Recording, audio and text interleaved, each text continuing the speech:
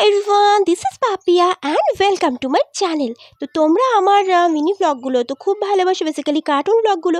তো আমরা গিয়েছিলাম রিসেন্টলি স্প্ল্যানেড। তো আজকে সেই স্প্ল্যানেডের একটা ছোট্ট মিনি ব্লগ তোমাদের সাথে শেয়ার করছি। কোনো কিছু না প্ল্যান করলে হয় না, তো আমরা অনেকদিন প্ল্যান করে কিচ্ছু হয়নি, তো আমরা উইদাউট প্ল্যানে চলে এসেছিলাম স্প্ল্যানেড। তবে আমি একা আসিনি, আমার সাথে আমার একদম সব সময়ের সাথে আমার ফ্রেন্ড দীপু, ওই দেখো ও তোমাদেরকে হাই করছে। তো আমরা দুজন চলে গিয়েছিলাম স্প্ল্যানেডে। আর সকাল সকাল আমরা দেখো ট্রেনে করে, ঠিক সকাল না, অ্যারাউন্ড ওই 10:30 এরকম হবে। তো আমরা হঠাৎ করে ঠিক করলাম কি আমরা স্প্ল্যানেড যাব। তো চাকদা থেকে আমরা দুজন ট্রেনে উঠলাম আর দমদম গিয়ে সোজা নেমে পড়লাম। তারপর অনেকদিন যেহেতু মেট্রো করে এদিকে আসা হয়নি, সেজন্য না নেমে হঠাৎ করে মেট্রোর টিকিট কাউন্টারটা না খুঁজে পাচ্ছিলাম না।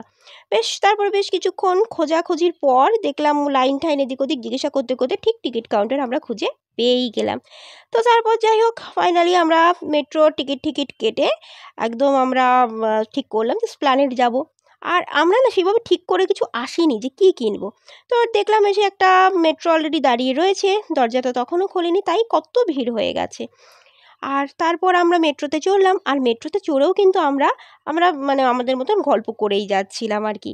মানে আমরা যেখানেই যাই গল্প আর মোটামুটি ছবি তোলার যদি সুযোগ পাই তাহলে সেটাকে আমরা মিস করি না। এই দেখো আমরা কিন্তু এখানে বসে আমাদের সেলফি আর ফটো তুলেই মানে ক্লিক করেই যাচ্ছি। তারপর আমাদের ডেস্টিনেশন হলো স্প্ল্যানেড। তো আমরা স্প্ল্যানেড নামলাম। এই হচ্ছে দেখো স্টেশনটা, স্টেশনে দেখো মেট্রো স্টেশনগুলো কত ক্লিন অ্যান্ড ক্লিয়ার হয় না। আর স্কেলেটারে নামতে আমার বেশ একটু ভয় করে আর কি, মানে ওটার থেকে নামার টাইমটা একটু ভয় করে। তারপর গেছিলাম সুইলেদার্সে। মানে সুইলেদার্সে গিয়ে মনে হচ্ছিলো কতক্ষণে বেরোবো, লিটারালি আমার দমটা আটকে আসছিলো, এত ভিড়। আর এখানে তারপরে আমরা বিভিন্ন রকম বড় যে শপিং মল তার এখানে মানে ভেতরেও গিয়েছিলাম, সেরকম কিছু কালেকশন খুব একটা ভালো লাগেনি। আর স্প্ল্যানেড বলতে সবাই যেটা বলতে বেসিক্যালি পুজোর আগে যে ফুটপাথের উপর কিন্তু মানে প্রচুর মানে কালেকশান থাকে। তো এবার জানি না কেন গিয়ে দেখলাম অনেকটাই ভিড়, অনেকটাই কম। জানি না কেন, হতে পারে যে জায়গায় কোনো অনেক শপিং মল হয়ে গেছে বা মানুষ হয়তো অনেক বেশি অনলাইনের প্রতি অ্যাট্রাক্টেড হয়ে গেছে, হয়তো সেই সব কারণেই একটু ভিড়টা একটু কমই লাগলো। তবে এখানকার দেখো মার্কেটটা আমি যেরকম দেখলাম তোমাদেরকেও একটু ঘুরে দেখিয়ে দিচ্ছি। তো বিভিন্ন কালেকশন এখানে আছে, তবে দামগুলো না অনেক বেশি বলছিল। যেমন ওখানে আমি একটা স্কার্ট খুব পছন্দ হয়েছিল, স্কার্টটার দাম বললো 750 টাকা। তো আমার এটা না মানে টু মাচ লাগলো, যে কারণে আমি কিছু কিনিনি।